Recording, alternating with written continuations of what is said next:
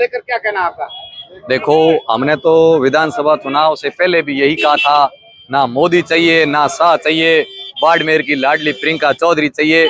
और आज भी हम यही कह रहे हैं, ना मोदी चाहिए ना शाह चाहिए, उम्मीदों का उम्मीदवार बेनीवाल चाहिए। वैसे ये सच है कि उम्मीदवार जी बेनीवाल ने अपने स्तर पे पार्टी की रिस्क लेकर राष्ट्रीय लोकतांत्रिक पार्टी के कैंडिडेट को नीचे बैठाकर प्रियंका चौधरी का मनोबल बढ़ाया और आज एक विधायक के रूप में है।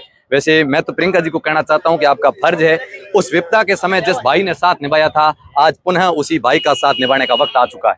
लेकिन भाई तो कैलाशी भी है। तो आप चुनाव के समय देखा, एक भाई, एक धागे का भाई और एक सच्चाई भाई, जो आप प्रैक्टिकल रूप से देख चुके हो। एक भाई जिसने टिकट का मामला वो अलग इश्यू है, और एक भाई जिसने प्रेस कॉन्फ्रेंस करके भाई बहन का समर्थन उस चुनाव के समय दिया था, वो सच्चा भाई है। लेकिन आज तो प्रियंका जी और कैलाश दोनों एक हो गए, आप भी इस मीटिंग में।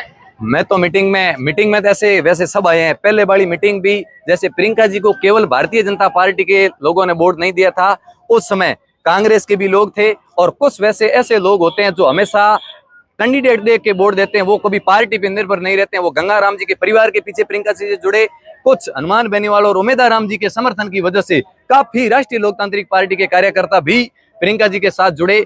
तब ये नहीं तो कार्यकर्ता यदि भारतीय जनता पार्टी के ज्यादा होते तो 3 बार मेवाराम जी जैन की जीत नहीं होती। कुछ न कुछ तो बड़ा अंतराल साथ में जुड़ा है, तभी ये नया रिकॉर्ड बना है। मेरे हिसाब से यदि प्रियंका जी की जीत सच्चे दिल में यदि सार्थक करनी है तो मौका है, जिस भाई ने उस समय साथ दिया था उसी भाई का पुनः साथ देना है। राजस्थान का भजन लाल सरकार है और मोदी वापस रिपीट हो रहे हैं तीसरी बार, ऐसे में गठबंधन जोरदार हुआ। आज फिर आप कह रहे हो उम्मीदवार, यदि मैं कह रहा हूं मोदी सरकार इस पहले भी थे, और जो सांसद अभी चुनाव लड़ रहे हैं वो पहले भी मंत्री थे।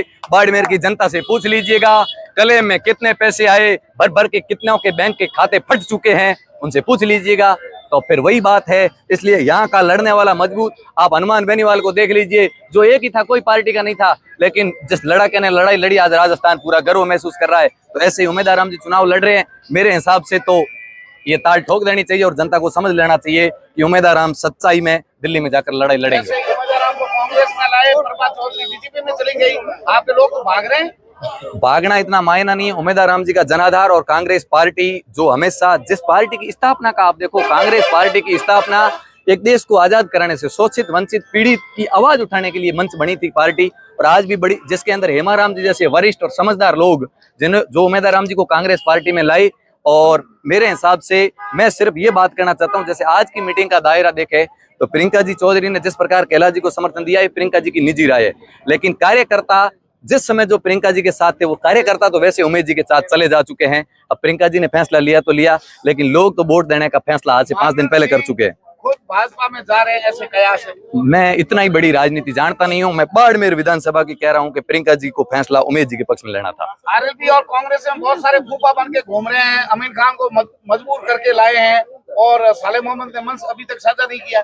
साले मोहम्मद जी आ जाएंगे, और अमीन खान जी थोड़ी विधानसभा की मन मुटाव थी, और कल अमीन खान जी ने कह दिया कि कांग्रेस का उम्मीदवार जीतेगा।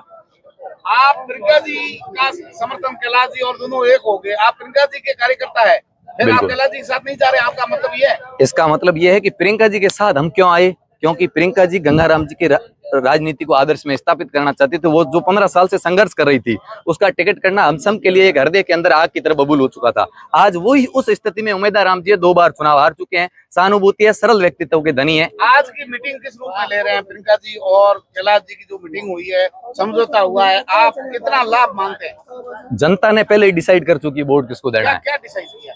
जिस तरफ जनता का मानस पहले भी हो चुका है, मानस है जनता का, यही जानना। ये जनता आपके पास खड़ी है, पूछ लीजिएगा। भी जनता ही है, वो जानना चाहते हैं वो क्या मानस है जनता का। स्पष्ट मानस बना चुकी है। उम्मीदवार राम बेनीवाल को देना चाहते हैं सारे, बिल्कुल। उम्मीदवार राम जी के खोल आरएलपी में 1.5 लाख वोट मिले तो क्या हुआ? उम्मीदवार जितने यहाँ